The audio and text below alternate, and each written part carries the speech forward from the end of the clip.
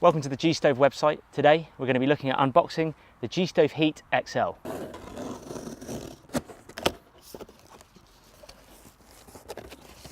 The Gstove Heat XL is the big brother of the Gstove Heat.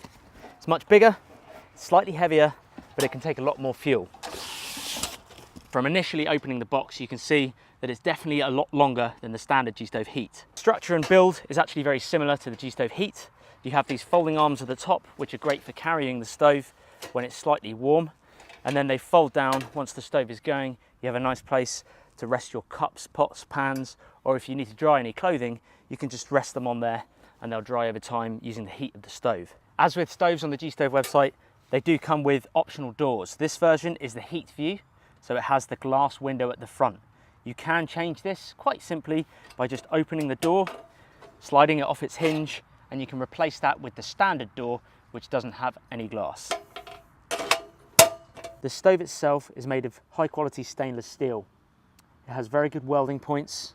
It has a length of 50 centimeters, a weight of 10,900 grams or 10.9 kilograms, and a width of 22 centimeters. It is much larger than the standard Gstove, but it can take a lot more wood and burn fuel a lot slower. The longer stovepipe sections are 46.5 centimeters. Inside of the stove itself, you have 5 stovepipe sections.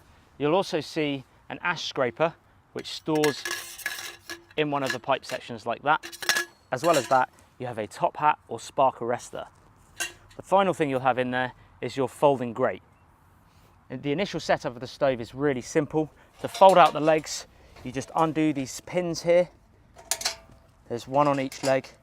Fold your leg out and then place that pin back in and secure it so that it doesn't slip loose. It's the same mechanism that's used on all of the Gstoves, and it's very simple and very quick to do.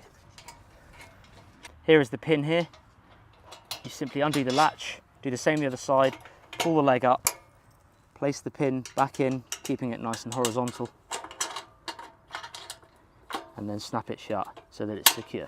These are the standard 10 centimeter legs that come with the stove. However, you can upgrade them to the 30 centimeter leg extensions, which means your stove is raised much higher off the ground. Great in conditions where there's lots of snow and you need to keep that stove raised up off of the ground. It also means that you can store firewood underneath it just to dry it out if it is wet. Once your legs are installed, open up the door, which has a very simple spring and split ring mechanism that you just push in, turn and open. Get your folding grate. Place this on the shelving system inside the stove.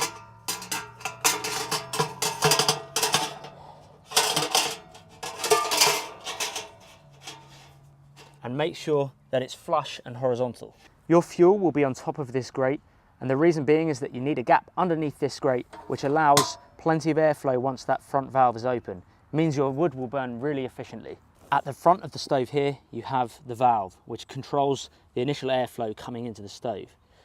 When you're initially starting up your stove, I recommend to have this valve wide open to allow maximum oxygen to get that initial fuel burning fast.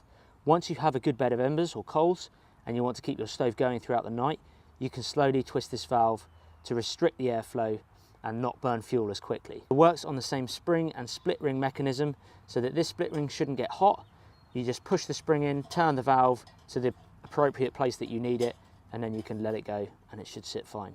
Now, because the stove is larger than the standard Gstove, the pipe sections are also longer. They're easy to install. Place one on top of the other, and it has a snug fit so that no smoke leaks out through the gaps. When you start to get towards the top of the stove, I recommend putting the top sections together on the ground like this. Put your top hat in, and then the final section like so, and that way you don't have to be stretching too high to put the very top of your stove on.